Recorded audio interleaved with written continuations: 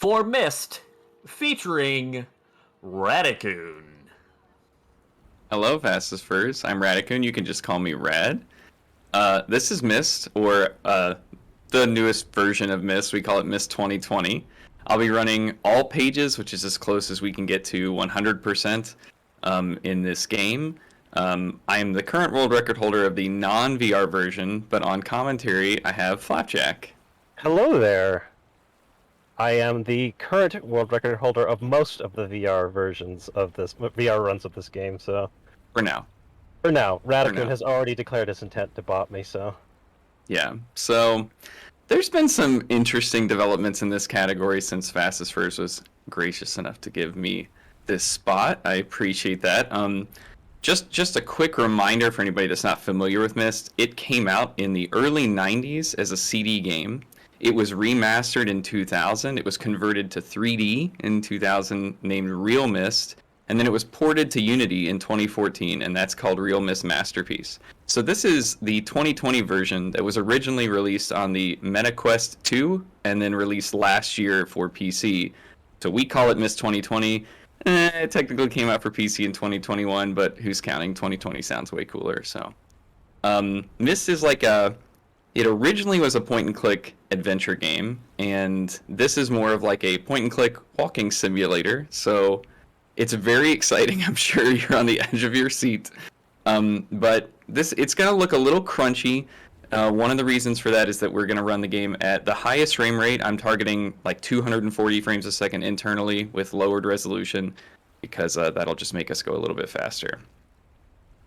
Okay. I miss anything, Flapjack? I think we hit all the talking points. We'll continue to fill them all in as we work our way through the run. Okay. So for whatever reason, this game has never had a cutscene skip patched into the intro. So please fix this. For now, we are allowed to load a save which was created at like frame 0 of where you start on Myst Island. Yeah, I guess give me a countdown. All right, here we go. 3, 2, 1, go! Okay. So, as Rad said, we load the save to begin the run, and timer starts on the first movement of on Myst Island. He's moving around the island now, touching all of these copper oxidized switches and interacting with seemingly arbitrary things dotted around the island. What he's actually doing is opening up all the miscellaneous worlds of Myst, of which there are 4, tangential to this main one, which is Myst Island itself. The setup is for the mid and end game. We are basically doing one large pass around the far side of the island to open up all of these H's in order to speed up our route later, because the return to the island is always through a central point, which we'll talk about later. He is going to be going to the age called Channelwood first. He's obviously running this game with all of the puzzle solutions already memorized. In this particular iteration of the run, there is no randomization, and all of the solutions are known. You'll see that what he stands in place, taking his time, seemingly arbitrarily. I guarantee you that's not the case. A lot of these animations are forced, and that's due to the VR nature of the game, which carries into the PC version. He's going to go down the tree, and you'll see as he enters the tree, he actually blacks out. That's actually skipping vehicle transitions, which saves a little bit of time here, but will end up disabling it later in a future scene to save more time for the opposite reason. That's a good Myst Island. I'll take that. It was good, Myst Island. Myst Island's fun because you have to do all this precise clicking, like right at the beginning of the run when your nerves and your hands are shaking, so it's just great. Highly recommended. I missed it. Okay, back up. We'll do backup. Okay. We're moving these valves to move water around. We just have to turn the water on here and then run. Okay. So the water flow we're setting up is so that we can move around the up to the second and third floors of Channel Wood, these water powers the elevators that are going to. Powers the elevators that allow us to move between the multiple floors of Channel Wood. As he moves up to the second floor, I think this is a good time to squeeze in some donations. Or announcements, yeah. We're just be walking around a lot up here. We do have a couple of donations I can squeeze in here. Anonymous donating $20, saying, here's to a lightning-fast Myst run. Good luck, Rad, and thanks to the event for helping out a good cause. And thank you for donating. And JD Puppy, once again, another $8. Another, pun. Thank you. I'm excited about getting a lunch special for $8. My last comment on food has me a hankering for some fusion cuisine. Of course it does. I will say that the tie has been broken for now. So now what Rad is doing is he's heading over to the staircase, which will actually go down several times. We apologize for the disorientation. It's, a little nauseating. Yeah. He's directing the water flow once again to allow him to take an elevator up to the third floor. And then we'll start to see the point of this particular run, or the main goal, which is to collect all pages. And all pages refers to blue and red pages that are dotted around the Ages of Myst. And they correspond to a couple of books that are in Myst Library, without going too deep into the spoilers. So this is the version of this particular version of Myst is noteworthy in that we, as the player, have pockets, and because we have pockets, we can carry more than one thing at a time. In the original version of Myst, you were not able to carry more than one page at a time, so you actually, in the speed runs of the original version, you have to make 2 trips to every age. And this version is noteworthy as being the one where you can collect both pages on the same visit. Here we go, Rad using the teleport to safe spot to actually move back to the elevator to skip having to walk back. He's now descending back down to the second floor, still skipping vehicle transitions back down the nauseous staircase. Shoutouts to the accessibility feature, which tells you the water is flowing through a pipe. Yes, it is quite nice. It does let you know very quickly that you've made a mistake. He's setting up the valves now for the final exit puzzle, and which involves getting the water over to an elevator that is separated across the swamp here. You have to raise a little bridge and then run back. First try, let's go. I'll say one thing about these animations, like these valves and stuff you're trying to hit, you kind of just have to like drive by click them, and they don't make a noise that confirms your success until like maybe a second and a half later. So you just kind of have to like click and run, and then if you don't hear a sound, go, and then back out. He is using, as close as he can, he's using normalized setups to basically align himself to where he knows he needs to click. It's not perfect, and it's extremely frustrating when you have to end your run by turning around and staring at the thing that you failed to click. Yeah. So yeah, PB attempts are not kind. One misclick is kind of out the door. Yep. So okay, that's Channelwood. Yep. Now we're seeing Myst Library for the first time. This particular area, again, will pass through several more times. The second age that we're going to visit is called Selenetic, and for this, I actually have to give Rad some space so that he can listen to some audio cues. That marker switch is my worst enemy.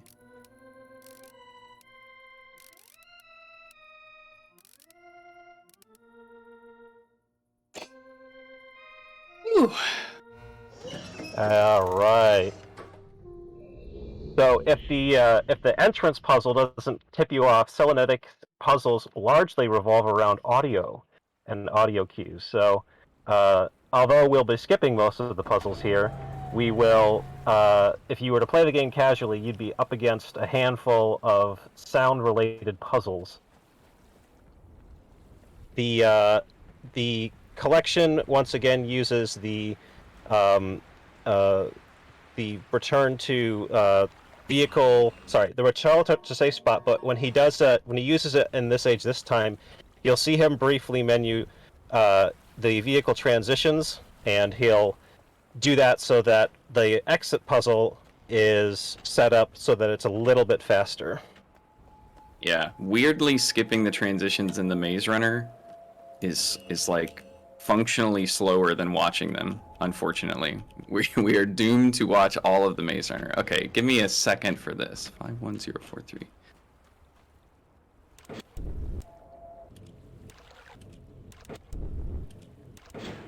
Woo! Okay, let's go.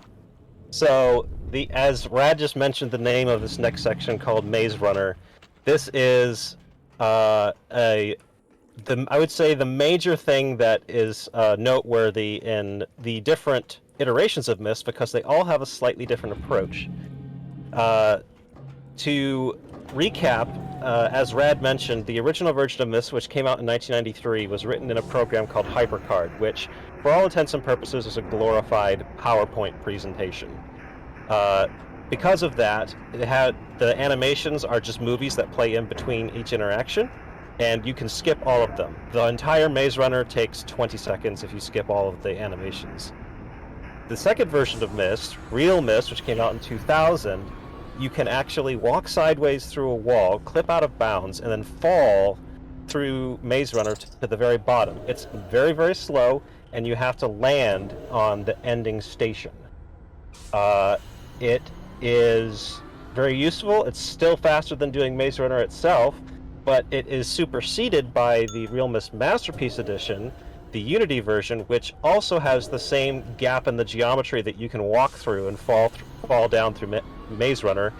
But in addition to being able to fall faster in that game due to some very clever save lagging of the game, you also have an option in Real Myst Masterpiece Edition to toggle between what's called classic movement, which mimics original Myst's kind of PowerPoint presentation feel, and free roam, which is what's used in this game. But when you switch from free roam back to classic movement, the game has to then warp you to the closest, shall we say, classic point, which would correspond to one of the original, vistas of the original game. Because of that, in Real Myst Masterpiece Edition, when you fall through Maze Runner and then switch from free roam to classic, you are automatically warped to the closest classic point, which is the end of Maze Runner. So it's very, very quick to do Maze Runner in Real Myst Masterpiece Edition. But finally, that leaves this version, which has none of that tech, no skips whatsoever, and no out-of-bounds clips that we can use to warp to the end of Maze Runner. So it's like 4 minutes, 4+ minutes of just like, don't get bored. It is more of a boredom check than you think. When the run is only like 20 minutes long and 4 minutes of it is Maze Runner, you'd be surprised how many times I like miss menu and just like shake my head and start over. Would you like me to alleviate the boredom with a handful of donations? Absolutely. Because we have a number of them. Rubicante did mention in chat this one, donating $5, saying, "Fun Myst, did you know fact? Did you know that 11-year-old Rubicante once got yelled at by a librarian for swearing loudly because he could not figure out that large amount of punctuation Selenetic age maze while playing Myst on a computer in the local public library? Shoutouts to both an awesome Ampwave host and an awesome raccoon runner. Donation to Dust bonus game so Fidget can get some cupcakes." More news on that later. I've got a few more donations here. JD says, with $8. Oh wow, another $8? This run is going so fast I almost missed it. Good luck, Radicoon. You're awesome. Do I have time for more? Because yes. I've got some really meaty ones. Crash McLeod donates $50. Says, Fastest Furs is one of my favorite events all year, and I'm glad to support it again. Donating for our bid war, but I can't decide between the games, so I gave accordingly to both, of course. Good luck, Savage, on your run a little bit later. Dicey donates $100 and says, "Hi, Rad. You are good at collecting pages." And I've never thought about that, but that's amazing. Thank you. And Flapjack donates $500. No way. Get out of here. Says, "Trans rights are human rights. And that means we are getting bonus game number 1, Dust and Elysian Tale. We have blown that out of the water already. Well, thank you, Flapjack. Thank you all for your donations. One little feature of this is at any point when you're moving in the maze runner, you can just get up and walk around, which tickles me to no end, and I don't know why, but it does let us set up to like exit conveniently. So it is. If you can remember to make it back to the console in time, it is possible to actually buffer all inputs to make them frame perfect. So it is a neat little distraction. So we are down 2 ages now. Channelwood first, Selenotic second. Now we're coming up to the short end of the run because the next 2 ages actually go rather quickly. The next age is called the Mechanical Age, which is, I think, the shortest in the run, and the puzzle to get out of Mechanical is actually right at the start. The solution is hidden around the world, but the actual place where you enter the solution is right at the beginning, and so we unlock our exit before we even enter the age, really, and then just run around finding the 2 pages. wait. Oh no. Oh no, the buttons. Oh wait. Okay. If you lose your place here, it is like a nightmare to recover. Marathon stress. It's fine. We got it. I can't believe I recovered from that, honestly. There you go. So if you haven't noticed yet, there is a little bit of a theme in the 2 pages where the red page and blue page are found, which we'll see carried over into the last age, which is probably my favorite age. I'm not gonna spoil it too early if you've never seen it, but I think it's the prettiest and the most interesting. But as you can see, Rad's already collected both pages and is already on his way out. So by far the shortest age. We skipped basically all of it. There is quite a bit to see. I will say, and this is not really speedrun commentary, but every time I walk out of the library backwards, it makes me very happy. That's all. I just wanted to mention that. Something you sure can't do in VR, because you actually have to point where you want to go. And if you don't look where you go, you'll just wind up clipped into a wall or something. So you saw Rad pick up a mysterious white page, more on that later, and then head into the last age called Stone Ship. This age, we actually have to pretty much full clear. We don't get to skip a whole lot, or actually anything at all, really. So you'll see most of this age, he'll have to run back and forth to the pump that he set up at the beginning a couple of times, and he'll have to also go into the main structure. So there's this puzzle is actually to be optimized. I think Rad, you talked about wanting to see just how much you can get away with of emptying before it stops working. I did cork it again a little early, so we'll see. We'll see what happens. You're supposed to drain the water so that it floats to the top when you like fill it back in, and like. Yep. It's unclear how much you actually have to drain it, but. Yep. A lot of the puzzles in Myst and the Myst series are integrated into the world, which is extremely good world building on the part of Cyan. To be commended. This keys is harder than it looks when you're trying to go fast. Those 2 keys can definitely. The number of times I picked up the first key and it just will not put it down, I'll take that win. I'm already afraid of this button, Flapjack. All right, we'll get there. This is a run-ending mistake coming up. There's a button that you have to push, and both in PC and VR, it's very close to other buttons that end your run. So, I'm just gonna take a hot frame here or two to make sure.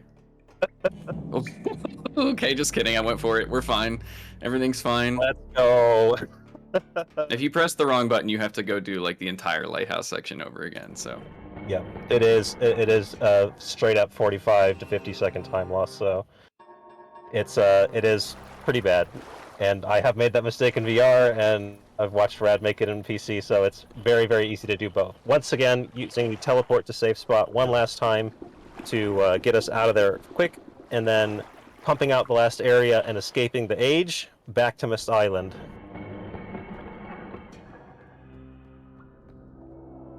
One of the hardest things about this game is that the touch targets are just like so small, and there's so few lineups for them. So you just really have to develop muscle memory, and if you mess up, you're just improvising immediately. Okay, time to turn in the pages.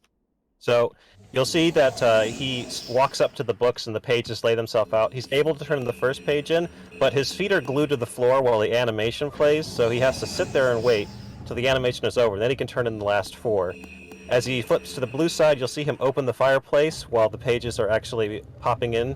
It saves a little bit of time, and then he runs into the fireplace and enters this code, which is, again, not random in this version, so he just knows it off the top of his head. Selects a book behind him, which is green. Haven't seen that color yet in this game. And we have arrived at the end of the game, skipping the last 2 pages because they end the game and don't give us the ending we want for this version. Time ends when the book closes. There you go. That is Myst all pages, everybody. So there's a red page and a blue page left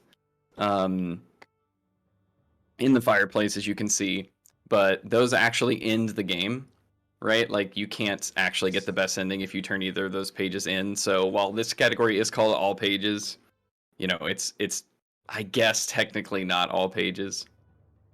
So it's I love the name of the category for that reason. Most pages. Yeah, most pages. All valid pages. I don't know. Well, most-ish. There is no version of Rime. If you're familiar with Myst, they added in the 3D versions of Myst a like bonus age that kind of bridges the story between this and the sequel, which was just announced, by the way, is a full 3D remake. Woo-hoo! So one day we'll see Riven, and hopefully one day we'll see Riven at Fastest Furs, but Rime, the 5th age, has not been added to this version of the game yet, so this is kind of the end of the content. It is done. All right, I'm gonna let Adris just talk to like me as if I'm just right in front of him. I will say, obviously, thank you, Fastest Furs, for having me. It's been a joy to be able to kind of be a part of this community, both in a runner aspect and also as a volunteer. So after this run, you'll see me on commentary later and in the chat all weekend. So I appreciate that. Flapjack, thank you for helping me out, especially with your busy day. I appreciate it. You are welcome. And I will say, also Myst is, I mean, obviously I have some like nostalgia for it. I grew up on it and everything, but it is really a good speed game. There are so many different versions, so many different categories, and so many different platforms that you can run on. I have run this game on PC, a Nintendo DS, Nintendo 3DS, PlayStation, the iPad. Like, I know there are versions for the Saturn and the 3DO and the CDI. I'm sure I'm missing some. There's, 5 versions of this game. There are 5 mainline games. There are spin-offs. And any percent in most of these versions of Myst is under 2 minutes. Like, I could probably do an entire any percent run right now and still not break my estimate. So if you are interested in getting like involved in speedrunning, it is a good first speed run. It does teach you a lot of the mechanics of like, you have to develop that muscle memory, you have to do a lot of repetition, you have to learn live split, all that stuff. But it's not a huge commitment, and there is a pretty decent community around it. A handful of runners always running every game in the series, so we would love to have you. I would be willing to help you get started if that's something you're interested in. Oh, we even have VR. This game even has VR categories, so all you VR chat people out there, you could run this game in VR too. So anyway, I guess that's all I got. Thank you again for having me. I appreciate it. And thank you. Sorry, I got a problem popping up.